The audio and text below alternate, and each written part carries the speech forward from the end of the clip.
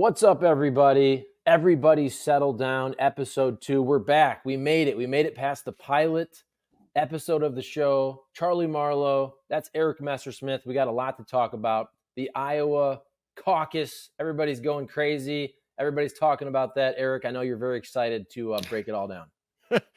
Yeah, it kind of went how we expected. I mean, I think last week I said what most people thought, which was Trump would win easily. It turned out he won by a record margin, and DeSantis and Haley would fight for second. I thought DeSantis would leave the race, even if he finished second, which he did by a slim margin. But he's staying in there and soldiering on, at least for now. I can't imagine there's any path to him for him at this point to the nomination. I think it's only a matter of time, but he's sticking in there for now. Okay, so we talked last week about how it's kind of a sport in the way that we cover it. And I'm watching this, I'm like, even though this is important, this is politics, this is our democracy, but also you kind of want it to be interesting. And I'm thinking, is this now not going to be interesting at all?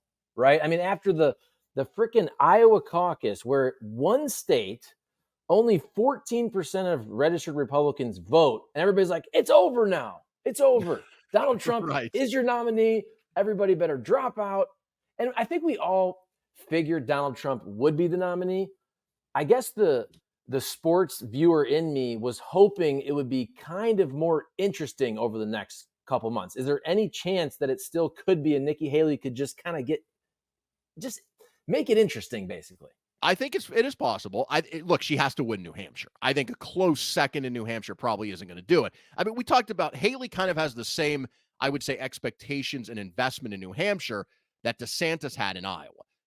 Typically, this is what happens in these presidential contests. Most candidates don't have enough money and resources to devote everything to both of those states. So they usually pick one or the other to focus on. For DeSantis, it was Iowa. He went all in. He went to all 99 counties. He had the endorsement of the Republican governor, the endorsement of the top evangelical leader in the state. I'm sure he spent most of his resources there. He had, by all accounts, a great ground game, and he lost by 30 points.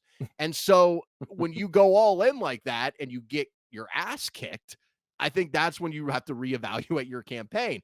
And Haley in New Hampshire is kind of like DeSantis in Iowa. She has the support of the state's popular Republican governor. It's an electorate that's better suited to her. In Iowa, it's a lot of evangelicals, which is up DeSantis's alley. In New Hampshire, it's more of a secular crowd. It's more independents are allowed to vote. There's going to be a lot of moderate and even voters and even probably some Democrats crossing over. So it suits Haley much better in pretty much every way. She's devoted a larger chunk of her time and resources to New Hampshire. Her polling is pretty good there. And so she has a chance. She has to win, I think. I think a close loss isn't going to do it. Doesn't mean she has to get out of the race, because if it's just her and Trump, you might as well stay in for a while, because who knows what could happen, right? I mean, he's facing all these indictments. He's almost 80 years old. There's no reason you have to get out. But in terms of, there's a difference between staying in and having a realistic chance to win. And I think any hope that she has of a realistic chance to win comes down to New Hampshire. If she wins New Hampshire, she's still the underdog. Don't get me wrong. This is still Trump's party. He showed that in Iowa. He's going to have a big advantage. He's going to be the favorite, even if she wins. But if she wins, she's in the game. Okay, so if people don't know, breaking it down by the numbers, so Trump gets 51% of the vote in Iowa. DeSantis gets 21% about. Haley gets about 19% in third. Vivek, we're going to round up, he gets 8%. I do think if we're looking at surprises, I think we both thought Haley would finish second. So the fact that she finished third, bit of a surprise. And also, maybe I didn't hear him right, but I feel like all along, Vivek Ramaswamy always said, I'm in this thing till the end. So the fact that he got 8%, which is pretty good for a guy that most people had never heard of up until probably, let's just say, like a year and a half ago. And the fact that he dropped out, and you probably saw this, he's already right there in New Hampshire stumping with Donald Trump. And if you watch Vivek, it looks like he's going to be Donald Trump's attack dog moving forward. So I guess Vivek dropping out, DeSantis not dropping out yet, and Haley finishing third, I guess you had a couple tidbits of interesting pieces, even though everybody assumed Donald Trump was going to dominate.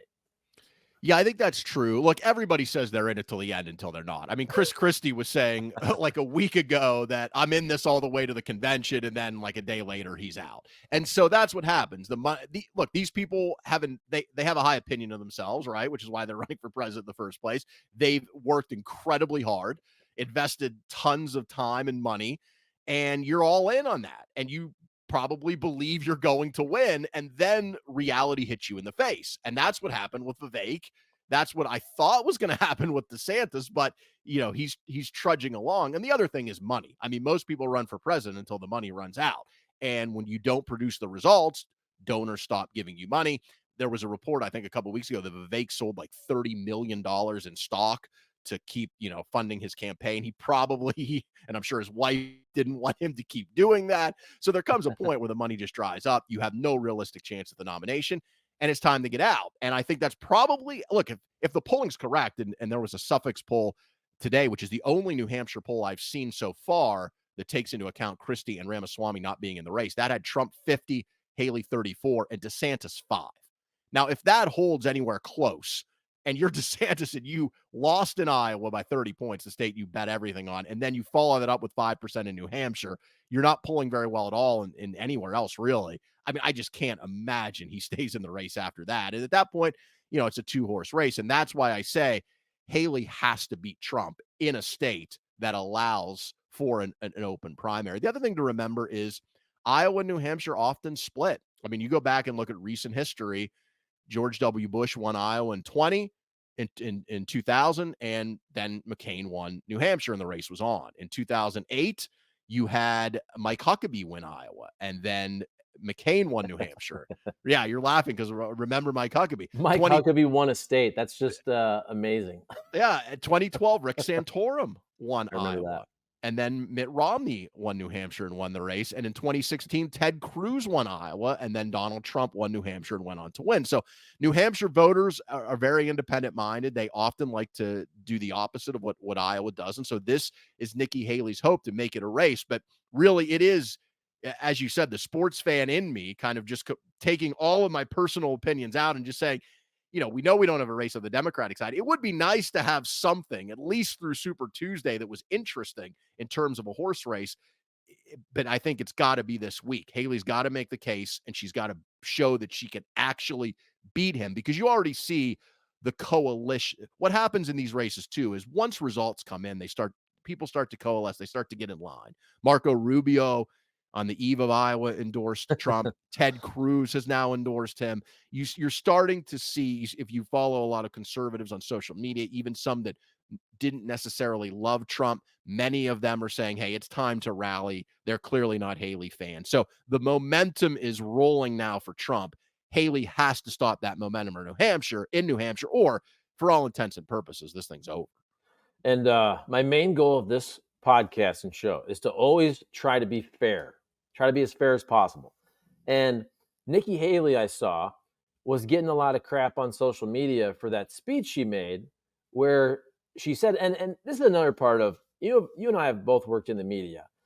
You got to give full quotes and not chop them up to try to have an agenda. So she makes this speech and she goes, after tonight in Iowa, this is a two-horse race. And so everybody's ripping on her because clearly she finished third in Iowa. Well, if you listen to the full quote and speech, she says beforehand, if you're looking at New Hampshire, I believe she mentioned South Carolina, and Iowa, this is now a two-horse race. She could have said it better, but it gets back to what you said earlier. If Ron DeSantis put just everything in his war chest into Iowa and still loses by 30, and the polling, which you also mentioned, which is he's only getting 5% in New Hampshire, for all intents and purposes, Ron DeSantis is done. He needed to just have a home run in Iowa. He didn't get it. And that's what Haley meant. She didn't say it perfectly, but if you really watch the full quote or the full speech, she mentions South Carolina and New Hampshire, where clearly she's doing much better than DeSantis. So DeSantis is probably out after New Hampshire. Is that fair to say? Oh, yeah, I think so. And you're right in terms of the context of the quote. And look, it happens to serve her purposes, of course, because she wants that one-on-one with Trump, but it's also accurate. And you saw right after she announced she would not debate DeSantis unless Trump showed up, which of course he's not going to do. So ABC and CNN have both canceled their pre-New Hampshire debates. And if you watch the debate, which I did, I watched some of it last week between DeSantis and Haley, and it was basically worthless. It was 2 hours of them just calling each other a liar and insulting each other. That did neither of them any favors, but in particular Haley, because she actually has a chance. And again, I want to be clear, when I say a chance, I like to do percentages. We did that last week with Biden talking about if he'd be the nominee. I would say 15% right now is Haley's chance to win the nomination, and that will go to close to zero if she doesn't win New Hampshire. If she does win New Hampshire, maybe it goes up to, 20, 25%, something like that, to show, because right now there's that inevitability that happens in these races. And as I said, you start to see some of the elites, senators, congressmen, governors, they start to coalesce, and the ball gets rolling and the money dries up for everybody else, and it becomes inevitable. And everyone, the pressure mounts to, hey, let's rally around the person who looks like the nominee so we can focus on the general. And that's an inevitable pressure. And the only way to stop that is to actually show, hey, I can beat this guy. Like, can show you that in a state where independents and moderates vote, I can win.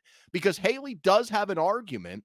There was a CBS News poll that came out last week that had Trump beating Biden by 2 points. In the same poll, Haley beats Biden by 8. And if that continues, as we're going to get more polling here, if she beats Trump in New Hampshire and they start polling the race head to head, and she's consistently doing that, where Trump and Biden are basically running even and Haley's running 6, 8, 10 points ahead of Biden, then that gives her a legitimate talking point to say, look, I may not be your first choice, but I can win this thing. I probably will win this thing if I'm the nominee. And if it's Trump and Biden, it's a toss-up. Who knows what could happen? Yeah, I think that's accurate too. And I'm not just trying to base it on how I feel, but for me, I really just want anybody that is not Donald Trump or Joe Biden. Honestly, I really do. And I'm even saying I'm okay with the country going conservative this time around for the presidency. I'm not this naive person that acts like my side or the other side has to win every single time. You and I are both in our 40s. Look, for about half our life, it's been a Republican president, and for about half, it's been a Democrat, and that's going to continue. I agree. Even though Joe Biden is a super weak candidate for different reasons than Donald Trump, in my opinion, Donald Trump is just as weak, or maybe slightly less weak is the best way to say it. But for all his negatives, I mean, Joe Biden has his age and he has the economy and all that, but everything with the election and January 6th and all these indictments and all that, to me, you have two super vulnerable candidates. And that's why you don't have to love Nikki Haley, but it's just cleaner. It's just, there's less baggage. And I think at this point, a lot of people are like, I'm so tired of Biden. I'm so tired of Trump. Okay, Nikki Haley, she seems okay. Maybe she'll be worse. I don't know. But like on the surface, a lot of people are just like, give me anybody but those two. Yeah, I think that's absolutely right. And look, we talk about Biden's approval rating, which is in the high 30s, low 40s, depending on, which survey you look at. When you ask people, do you have a favorable, unfavorable view of Donald Trump? He's in the low 40s. His personal approval rating is right there with Biden's approval rating. Both of them are incredibly unpopular. And that is the line that Haley had the other night that I saw her in a speech. I think it was yesterday in New Hampshire. And she basically said, look, Trump and Biden are both roughly 80 years old, which is true. They're both incredibly unpopular, and they both have all of this baggage, some of it for different reasons, but still incredible amount of baggage. Like it is so interesting to me that we are likely in a country of 330 million people to nominate these two people as our two major party nominees, both of whom maybe only could beat the other one. Like maybe the only person Biden could beat is Trump right now, and maybe the only person Trump could beat is Biden. And that seems like where we are headed. Now, look, to be fair to Biden and Trump, some of that is because they are so well known and they have taken the slings and arrows for so long. Like Nikki Haley or anybody else coming up right now, you give the media and the attack machine of the other side 6 months and their negatives would be sky high too. You know, throw whoever you want in there, Gavin Newsom, Michelle Obama, anybody on the Democrat side or the Republican side, and just wait a few months. And their negatives would be, I think, close to what Trump and Biden are, but not quite there.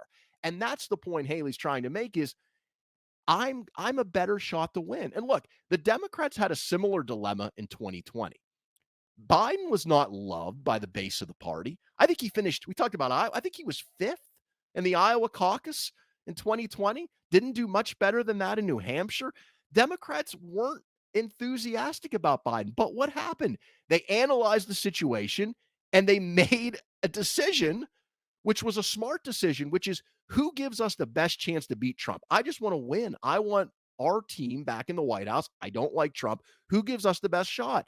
And they did the smart thing. They rallied around Biden ahead of Super Tuesday. They knew that maybe they liked Bernie more, some of them, but Bernie wasn't going to give them the best shot to win.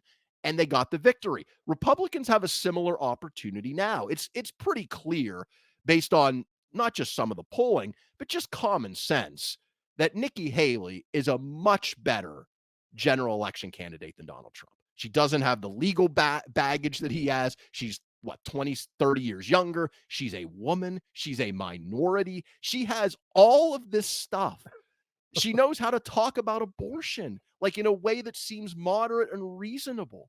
She has all of these things that can appeal to moderates and independents that would make her a strong favorite to beat Biden. Certainly not a guarantee, but a strong favorite. And yet, knowing all this, Republicans are most likely going to be like, I don't care. I want Trump. And that's just an interesting decision to make. It really is. And it speaks to how a lot of this with Trump himself and his movement is not about winning and losing.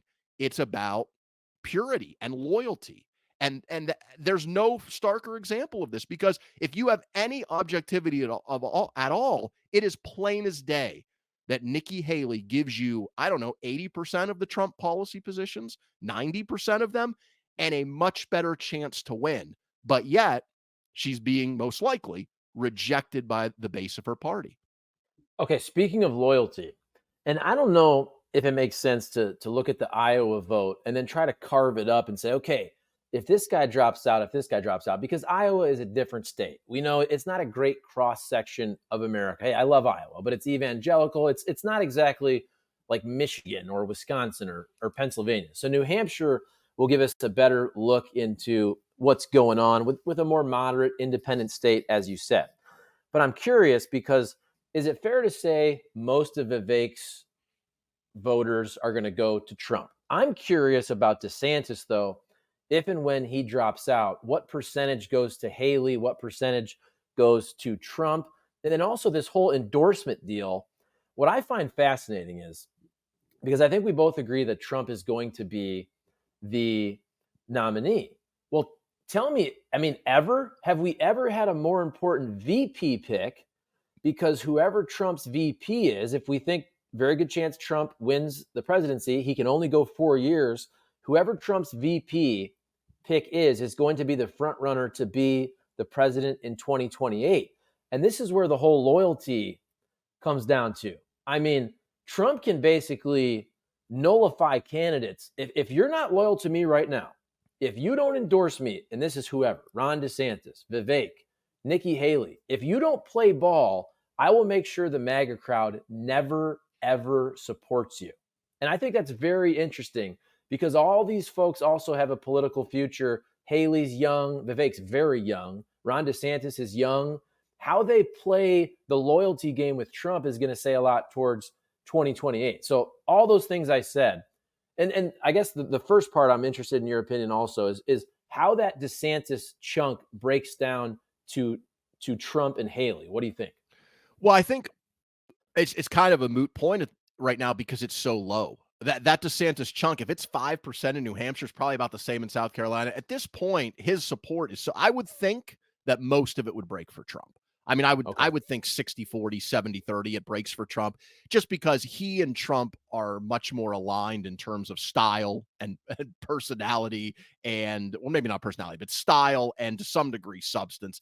I feel like there's a lot of overlap there. I mean, we know a lot of Trump's supporters, their second choice was DeSantis, but they weren't gonna abandon Trump. So I think it would hurt Haley in that regard, but it's a net gain for Haley to get him out of the race. And the reason is because whatever support that she would lose on the margin from his supporters is made up for in the fact that she wouldn't have him, DeSantis, constantly attacking her, which is another phenomenon of this campaign, which goes back to Trump's, I think, very smart decision to skip the debates.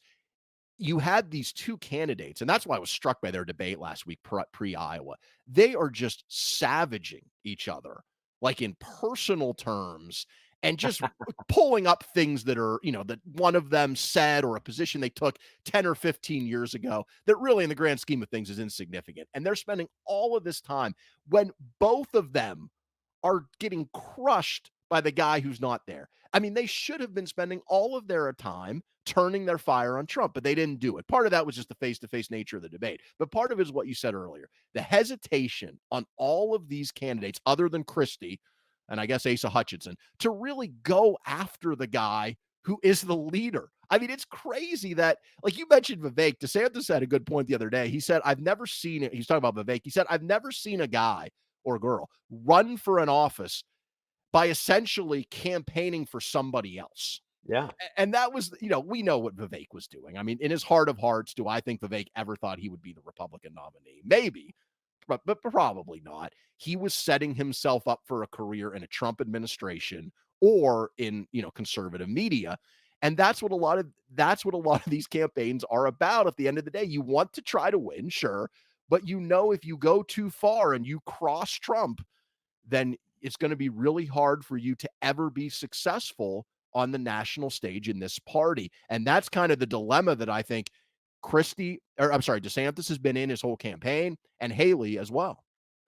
So how about this then? We're already thinking about VP picks. This just shows you. I mean, we're one state through. We haven't even had a real primary, and I'm already more focused on who Trump's VP pick could be.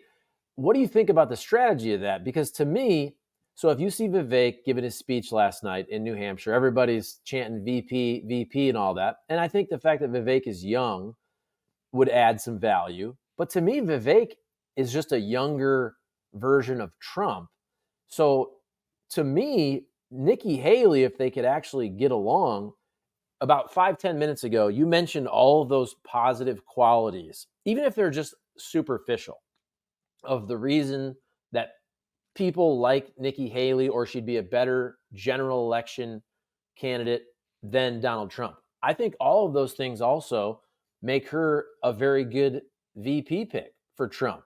Because if you don't like Trump, Haley's a little softer. Again, the way she talks about abortion, Trump can be kind of the hammer guy.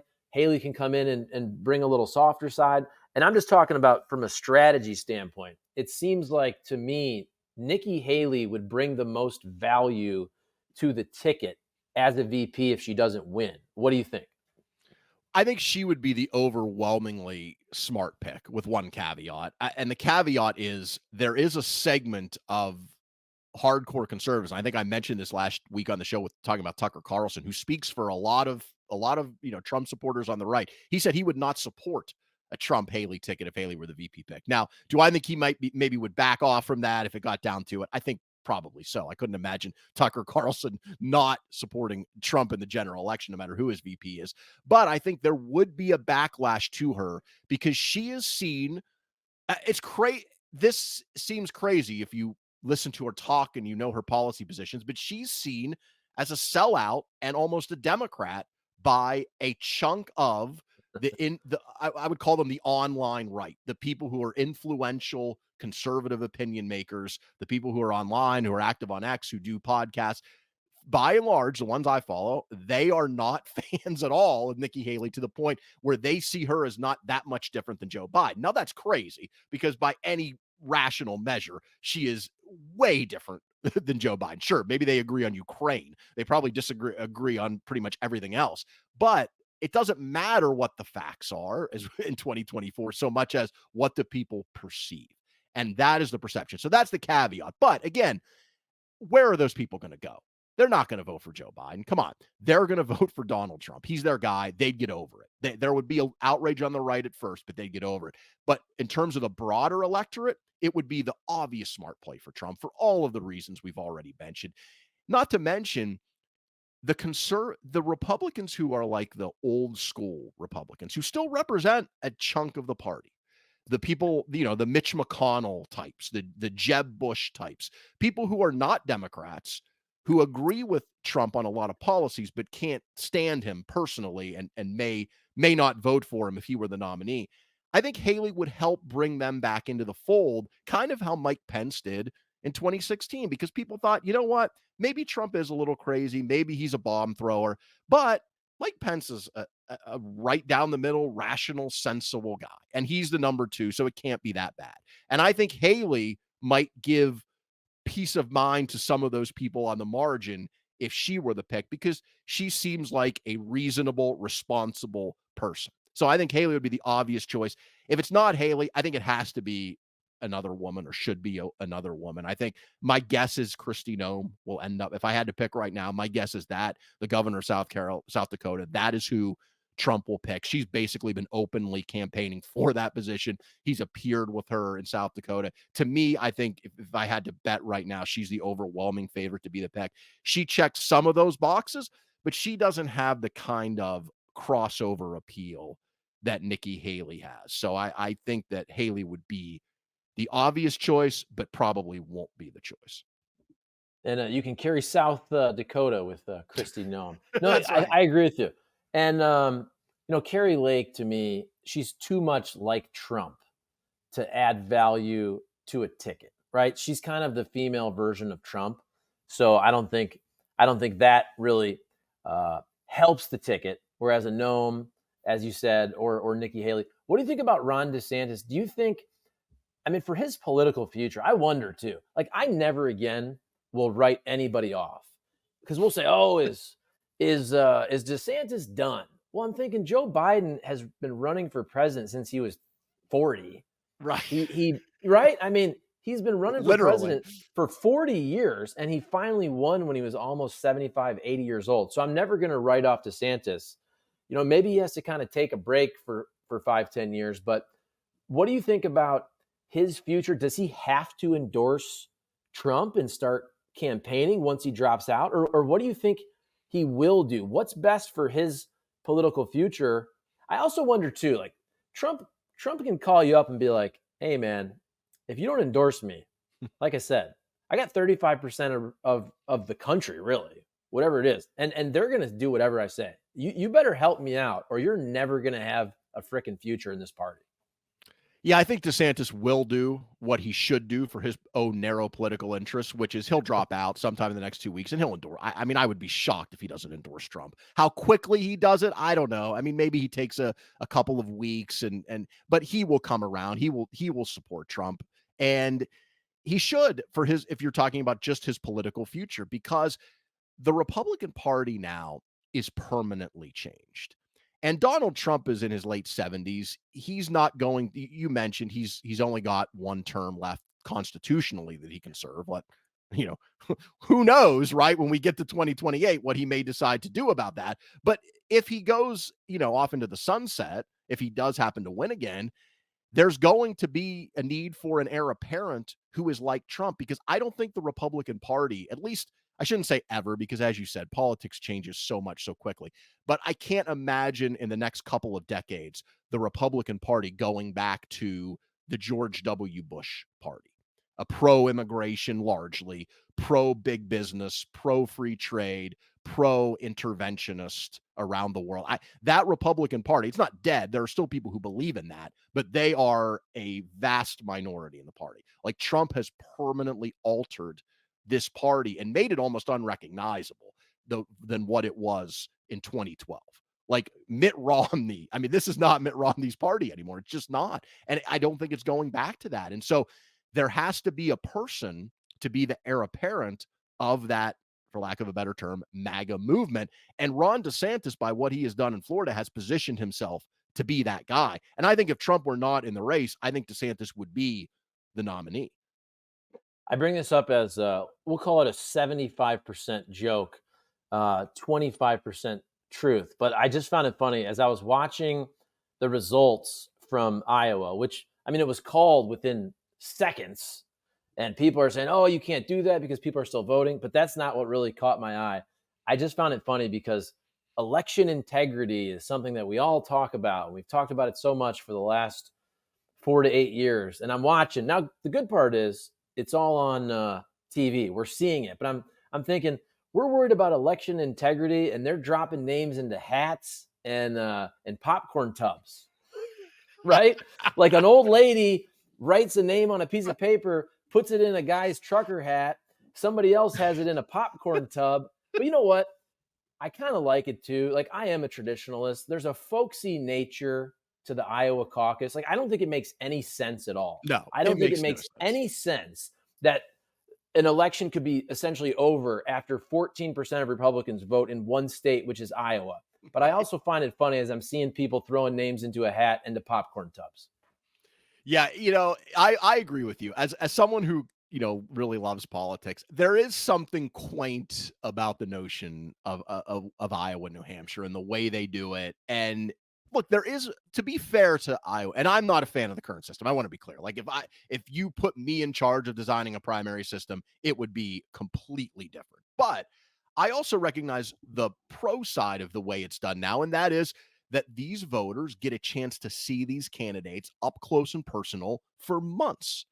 And they take that, most of them take that responsibility seriously. And I think there is value in that. But if you were designing a new system, I mean, you would not have a system where such a tiny percentage of people in a couple of states, especially with a caucus system, which is so antiquated, as you pointed out, by today's standards, where you have to show up in this time, especially in freezing cold temperatures, minus 50 wind chill. Right. And so in a country of 330 million people, we can essentially have one of our two major presidential party, one of our nominees decided by 110,000 people in a tiny state. It makes absolutely zero sense if you were starting a system from scratch.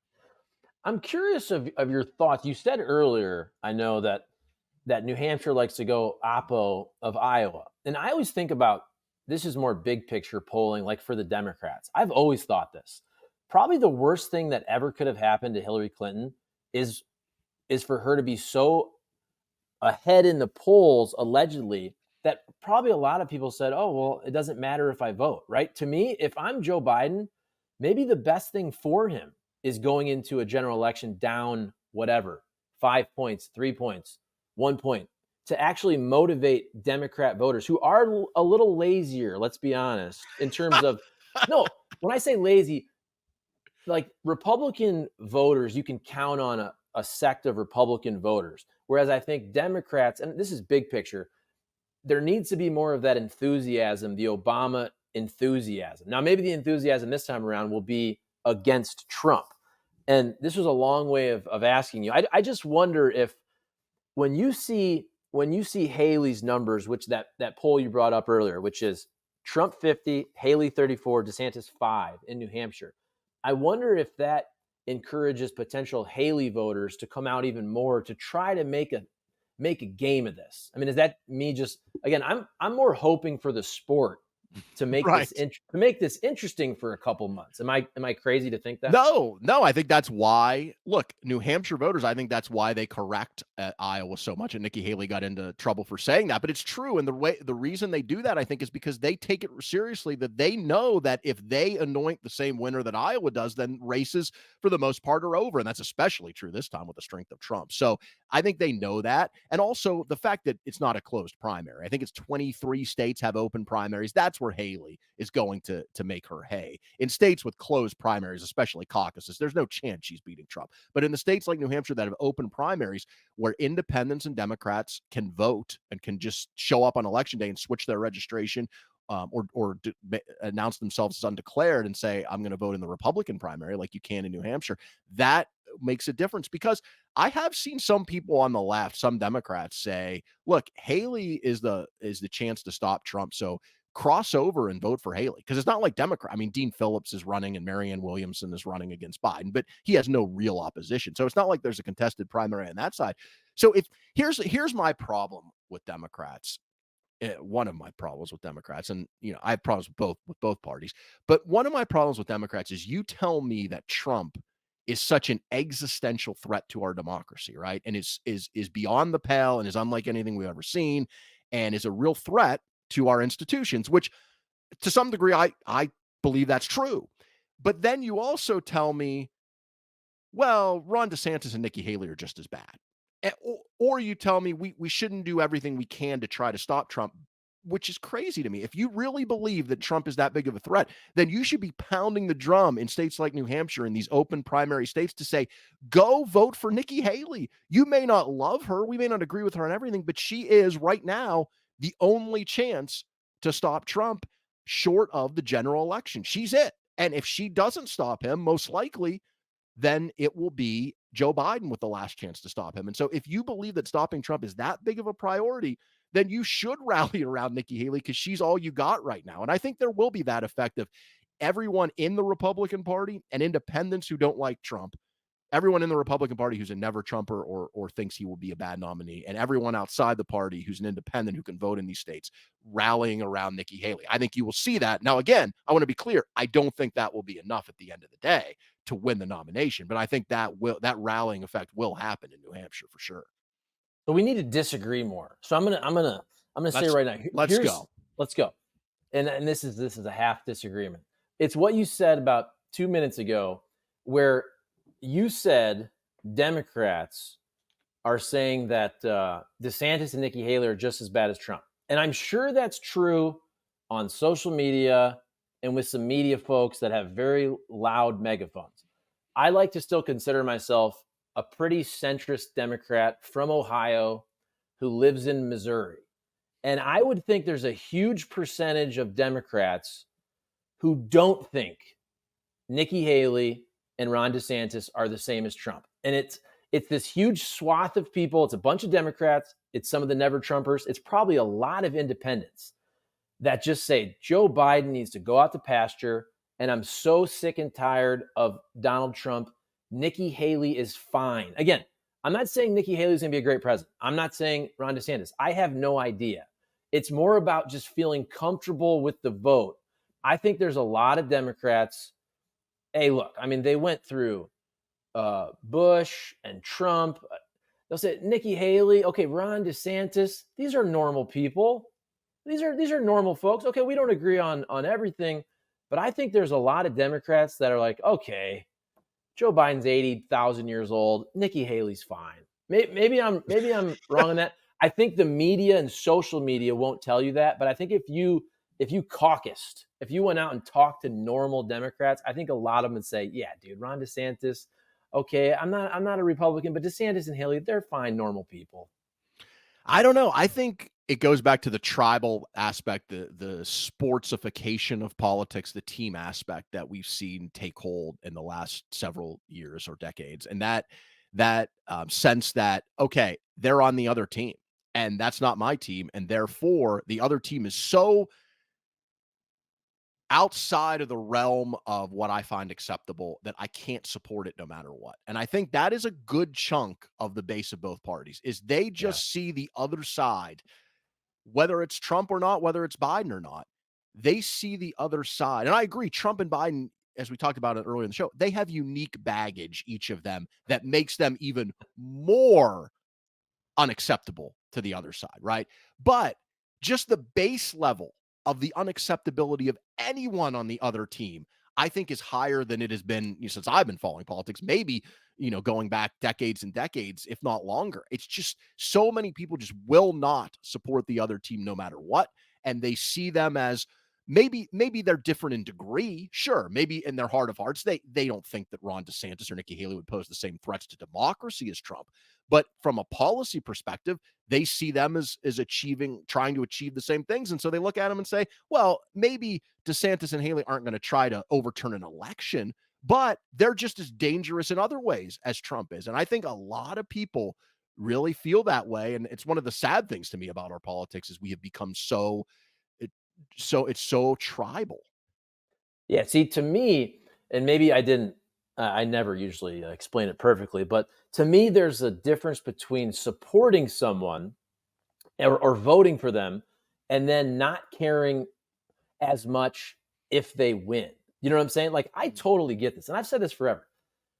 If you're a Democrat, for example, and this is what Democrats should probably run on, because Biden is not popular, let's be honest. What they have going for them, the whole Roe v. Wade situation, but also, and it wraps into that, is if I'm a Democrat, I say this is the most conservative, extreme Supreme Court that we've ever had. And you may not love Joe Biden, but we need to turn that court around. Again, that would be my campaign for Democrats. So I understand if you're a social Democrat, social Republican, you can always make the argument, I'm going to vote because I want the Supreme Court to be folks that are going to vote on things that I support. But to me, there's a difference of like for me, I can admit, I think I didn't like Donald Trump, didn't vote for Donald Trump. I think Donald Trump did a pretty good job as president. I think he was pretty dang good, actually. I can admit that a Republican did a good job as president. However, I think he tried to overturn the election, January 6th. To me, that's disqualifying. So in my opinion, look, the world's not going to end if Donald Trump is president again. It didn't end the first time. And that's by the way, that's another thing. Democrats can't run on that anymore. They can't say the world's going to end because that's what it was in 2016. The world will never be the same if Donald Trump wins. Well, the world's still here. Okay, there's a lot of issues and all that. I guess my point though is, to me, I think there's a lot of Democrats that would say, okay, as long as it's not Trump, I didn't vote for Haley, I didn't vote for DeSantis, but it's okay. Life will go on. Yeah, I think there's some of those in the margins. Absolutely. And that's why I think Haley would be a better general election candidate for Republicans than Trump because of what you just said. There is that chance that she could peel off enough. What I'm saying, though, is both bases, which now encompass pretty much, a large chunk of each party, are so entrenched that I don't think it really would matter. And that's kind of the point I'm making is, Yeah.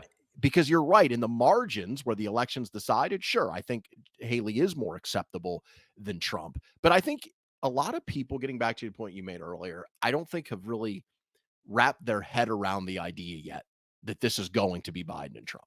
There's so many people on Republicans, Democrats, Independents that I think either are wishing or actually believe that Joe Biden will not be the nominee, that Donald Trump will not be the nominee, or that both will not be the nominees. And I think what's happening now, and you saw this after Iowa, is I think slowly people on both sides are starting to realize, no, the most likely scenario is that these two old, incredibly flawed human beings are going to be, one of them's going to be, the president in January of 2025. And that's why I think the polling last year, I didn't really, it was troubling for Biden to some degree, but I think what really matters is let's see where we are in the spring and summer when it becomes clear that these two people are the nominees. And then it's simply a choice of who do I like more, or actually who do I dislike less. And that I think is going to be a really fascinating time because I think more so than ever, there are just so many people that are like wish casting that, oh, it's not really going to happen. It's probably going to happen. Yeah, whatever percentage you gave earlier, I think it was 15%, that Haley could still potentially beat Trump. I agree with you. It's not 1%, but it's certainly not a toss-up. It's not 50%. She has a lot of work to do. And there's some Trump voters that are just with him, win, lose, or draw. On the other side of it, though, I don't know, man. Like, I'm not this big conspiracy theorist, but just some type of hijinks with the Democrat Party and Joe Biden. I don't know. I saw Gavin Newsom, he was doing, as I think Vivek called it, a shadow campaign, right? I mean, he's like representing us in China playing basketball, and he's knocking kids over playing basketball. That was hilarious. He's doing a debate with Ron DeSantis, with Sean Hannity, that made no sense, but I watched it and it was very entertaining.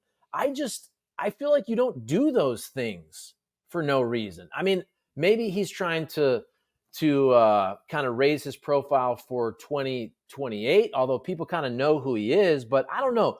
Like, if you go back 3-4 months, I just felt like I saw way too much of Gavin Newsom for it to be a coincidence. So I don't know, man. I just feel like there's some type of hijinks when Joe Biden said last time, "Hey, I'm the torch carrier. I'm going to pass the torch."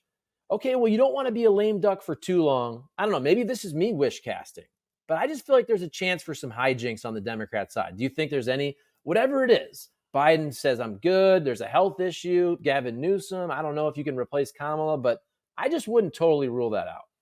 No, I wouldn't either. I think you're right, and there is hope for that. If you say if we said there's a 15% chance that Haley wins, that Trump's not the nominee, I think there's maybe a 30% chance that Biden's not the nominee, and I think that's based on health and polling.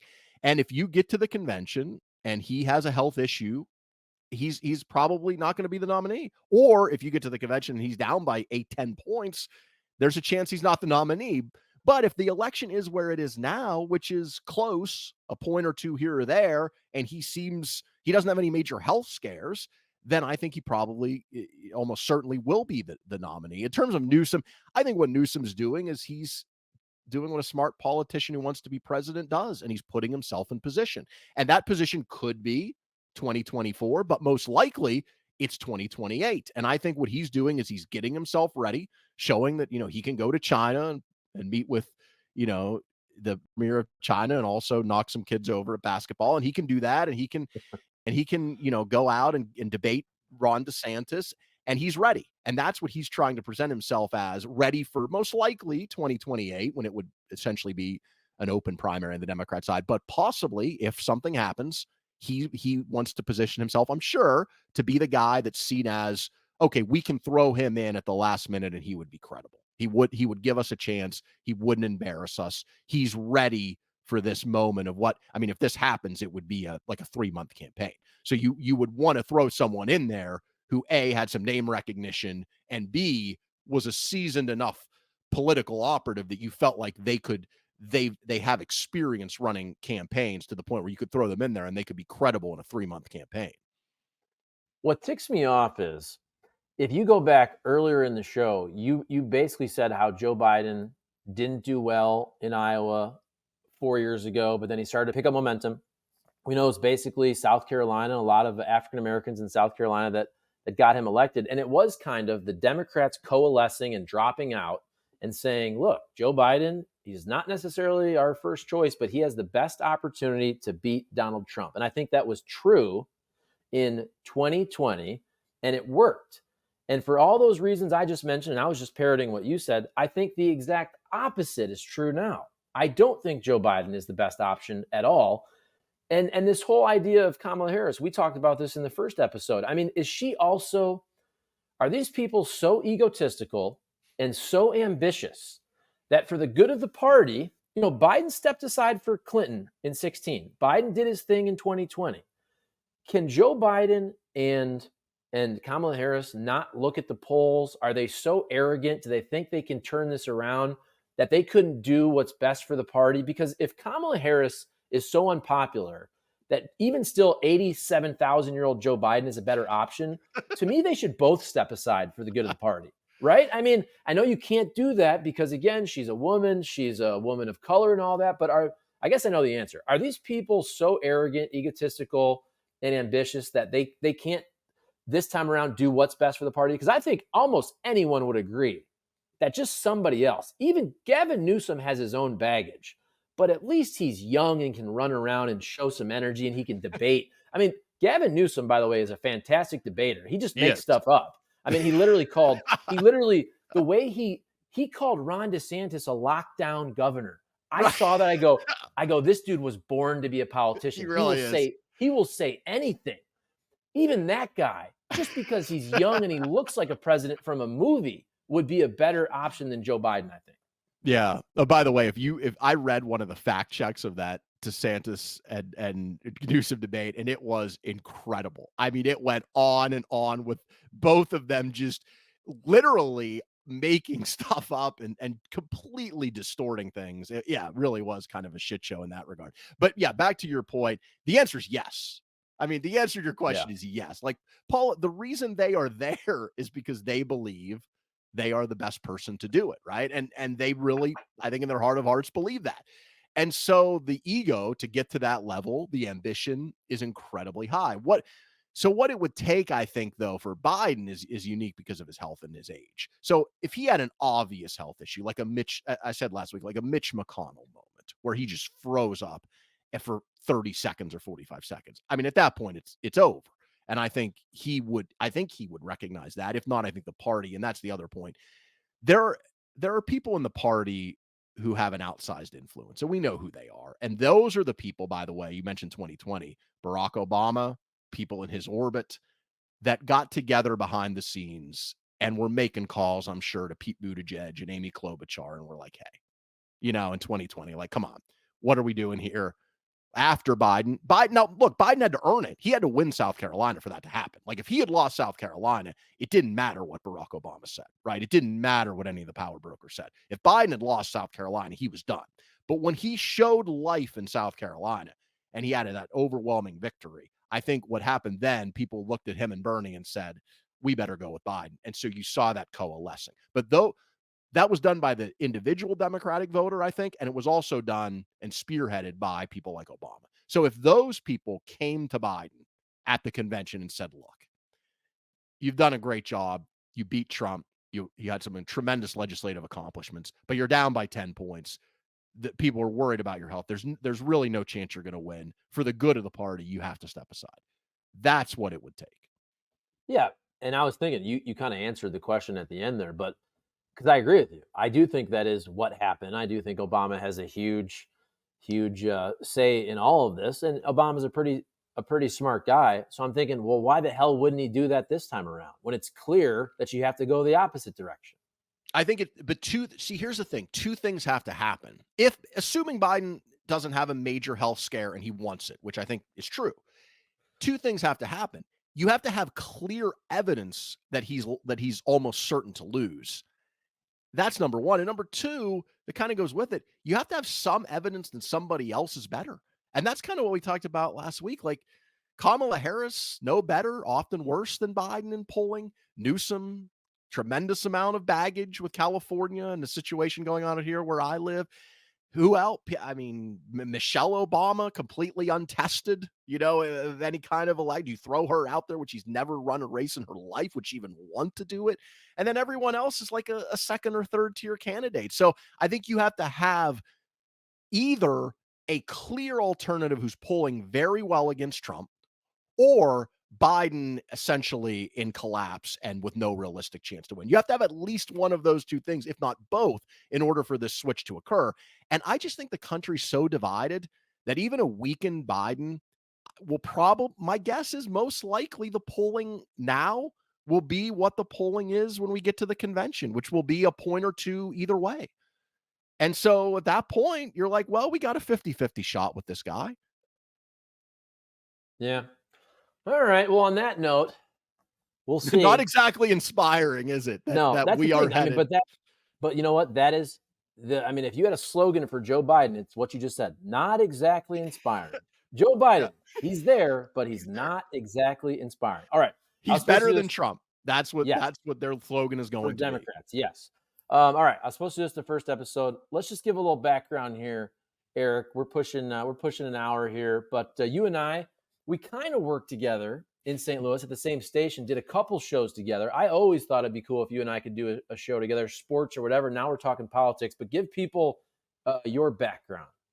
Well, I'm working in radio, mostly radio for 25 years now. Started in Pennsylvania, and that's really where I got into politics. That's where I grew up. And so back then I was doing news talk, and I loved interviewing. Our senators at that time in Pennsylvania were Rick Santorum, who we mentioned earlier, and Arlen Specter, who were both like really interesting, influential guys. I mean, Santorum was in the Republican leadership at that time. He was one of the most well-known, certainly social conservatives in the country. He later, of course, as I said, went on to run for president, won Iowa Caucus. Specter was one of those kind of like moderates back when a lot more moderates existed. He actually switched parties later and became a Democrat, but he was always, kind of an interesting guy. And so when I was interviewing those two and other politicians, I really kind of fell in love with politics. And I was like, I may not agree with these guys on everything, but this is interesting. And so that's kind of where I started. And then I moved to Missouri. I worked in kind of rural Missouri. But again, we had an opportunity to interview a lot of politicians, congressmen, senators. And then I went to Texas, worked in San Antonio for a while, and then came back to Missouri and worked in St. Louis. And that's where you and I had a chance to work together a little bit there at 590, the Fan, doing sports talk. And so I've always, and now I live here in Southern California, and my wife put on our wall this beautiful ocean. That is not the real ocean behind me, by the way. You may have noticed. So we have this beautiful ocean backdrop. We live in Santa Monica, a couple miles from the beach. My wife works for Fox News, full disclosure, and I also worked full-time for Fox News as a sports reporter on their Sirius XM channel, 115, Fox News Headlines 24/7. I worked there full-time up until a few weeks ago. Now I'm a freelance guy, so I'm going to be on here or there doing the sports on that channel. And I also, again, full disclosure, occasionally appear on Fox News as well, on Fox News at Night, which is a show that airs at midnight Eastern time. Or I'm sorry, 11 o'clock Eastern time, 8 a.m. out here Pacific time, and is shot here in Los Angeles. So I occasionally appear on that show as well. Very cool. And for myself, I've been in sports pretty much my whole life. My first job, Upper Peninsula, Michigan, out of college, I did do news. So I covered a little local politics in the Upper Peninsula of freaking Michigan back in that'd have been 2004. But in college, I went to Bradley University, studied radio, TV, and also history. I think my appetite for politics has a lot to do with history. I've just always been very into, why things happen. And to me, I always look at things with kind of a big historical context. Like everything, okay, something happened now, really, it got put into motion 10 years ago. Or you might blame this president, but actually that bill happened under 3 presidents before that caused something to happen a decade or so later. So I'm very into history. I did sports, local sports in the Upper Peninsula for a couple years, Lansing, Michigan, a couple years, in St. Louis for 14 years, did radio on and off, a bunch of shows. I started YouTube 3 years ago doing St. Louis Cardinals baseball. And then now Kenny Wallace, the former NASCAR driver, I produce and appear on that channel. That's probably 80% of my time is NASCAR now, maybe 20% Cardinals baseball, but I'm following politics. This last radio show I did the last couple years, we talked more politics. And again, you mentioned this earlier, Eric, but you mentioned kind of the, whatever you want to call it, the YouTubosphere of talking heads who are very anti-Nikki Haley, very pro Vivek and Trump. I've really seen that because I'm now like in a YouTube world. Even though it's sports, this channel we're posting on is going to be news and politics. You kind of have to separate niches in YouTube, but I've really seen that. I mean, the Patrick Bet Davids, I don't even know all their names, but there's so many people that are very anti-Nikki Haley, very pro Vivek. I've also thought this. I think with young voters, you can even go to like the Nelk Boys, who are these young guys who came up as pranksters. Republicans have always had problems with young voters. I think they're doing a great job on the podcasts and the YouTube of having all these right-wing politicians, media types, making them look cool, right? They're sitting with the guys, they're talking UFC. I think that's a big problem for Democrats, actually, is when I go through YouTube, I see a lot of Republicans that are talking sports and talking politics, and guys are like, hey, those guys are pretty cool. I like those guys. I don't see a lot of that on the Democrat side at all. No, I think that's right. And look, the new media, like kind of what we're doing here, has become so much more influential and powerful in the last several years. It really has. And YouTube is a big part of that, and all social media, podcasts. And you're right, conservatives have done a really nice job of not taking over that space, but they are way more competitive Yes. in that space. And I would even say have an advantage in that space, certainly than they do in the traditional media realm, where, let's face it, most of the major outlets in the country, print, certainly television, skew left. They're center left, or even sometimes far left. And so this has become the outlet for so many people on the right, and they have had a tremendous influence in getting that message out and making people like, look, Vivek Ramaswamy would not have been a political player 10 years ago. Like people would have been like, this guy's a little nutty, right? But when you hear his ideas and things similar to what he says referenced in some of these online areas, it gives them more credence and more credibility. I always said Ramaswamy to me, when you would see him like at the debates, he was a test of how well do you know what's going on in conservative media? Because when he would, some of his answers, he would talk for 30 or 45 seconds. And I knew what he was talking about for the most part, because like you, I'm kind of, I monitor that world. But if you didn't monitor that world, you would have no idea what the hell this guy was talking about some of the time. You'd have been like, what? What did he say about January 6th? What is going on? And so you're right.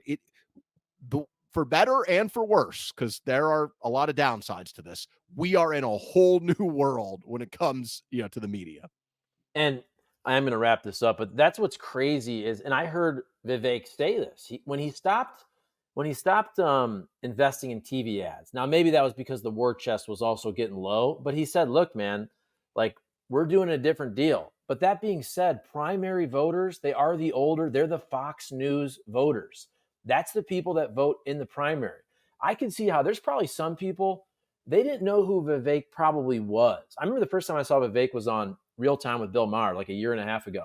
But there's probably some Republican voters that if they watch Fox News and traditional media, dude, when I go to YouTube, I spend probably 80% of my time on YouTube and maybe 20% on X in terms of social media, Vivek Ramaswamy is as out there as anyone in the world.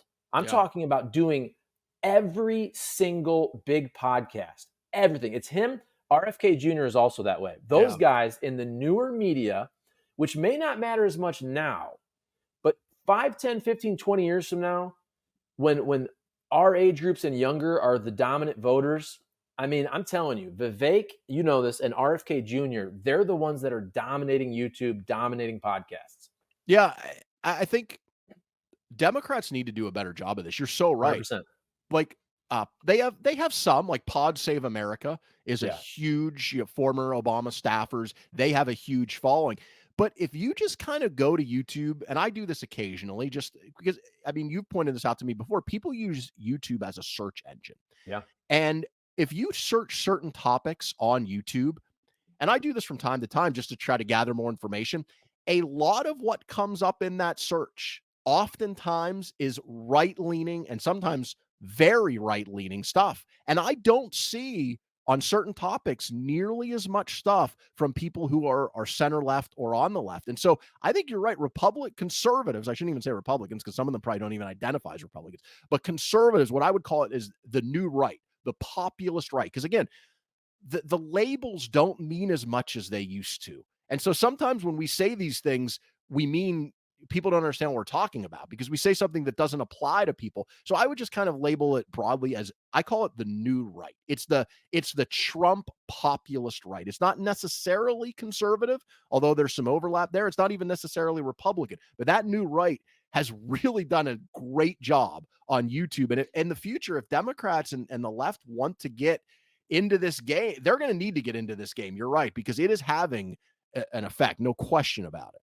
And it's not just the candidates, it's also the thought leaders. And I know some Fox News viewers, I'm sure they now know, Ben Shapiro's been around, Jordan Peterson, but I didn't know who Jordan Peterson was until I started doing YouTube myself for work about 3 years ago. This dude owns YouTube. I mean, Jordan Peterson is arguably, with Ben Shapiro, whoever, I mean, Joe Rogan obviously has the biggest podcast, but Jordan Peterson is one of the biggest superstars on YouTube and podcast. And I didn't even know who this dude was. Again, I see a lot of these guys. Give Bill Maher credit. Bill Maher has a lot of Republicans on his show. A lot of these people I'm talking about, the first time I ever saw Jordan Peterson was on Real Time. First time I ever saw Ben Shapiro was on Real Time. First time I ever saw, who else did I mention? Oh, Vivek, a year and a half ago, was on Real Time. But these dudes dominate YouTube. I know the left has, you mentioned Pod Save America. David Pakman has a good podcast, but I mean, Rogan's pretty down the middle. If you really watch Rogan, he's a social liberal for the most part. I mean, now he doesn't like Biden at all, but he's pretty down the middle. But the right is dominating YouTube, and the left has to catch up there for sure. Absolutely. I mean, think about those names you mentioned: Ben Shapiro, Jordan Peterson, Megyn Kelly is another one. Yeah. Bill O'Reilly, who used to be on Fox, he has a pretty popular. Like, who are the left equivalents to those people in terms of following? I just don't So think the left has nearly the amount of people with those kinds of massive followings on some of these platforms. yeah, so David Pakman is another guy that if you watch CNN and MSNBC, you probably don't know who he is. Once I got into YouTube, this dude has a huge following. He's kind of one of the strong liberals on YouTube. Chris Cuomo now is getting Yeah. into the digital world. He's pretty moderate, actually, if you really watch him. Even like Piers Morgan. Piers Morgan's kind of down the middle. Yeah. He's conservative on some things and liberal on the others, but it's hard to find 5 of them where I can run off 5 conservatives easy. Yeah, Easy. absolutely. All right, cool. All right, we'll wrap it up. Everybody settle down. Episode 2, fun times. Eric Messersmith, thank you, buddy. Comment, like, subscribe, share the video, share the show, share the channel, and we'll put this on podcast as well.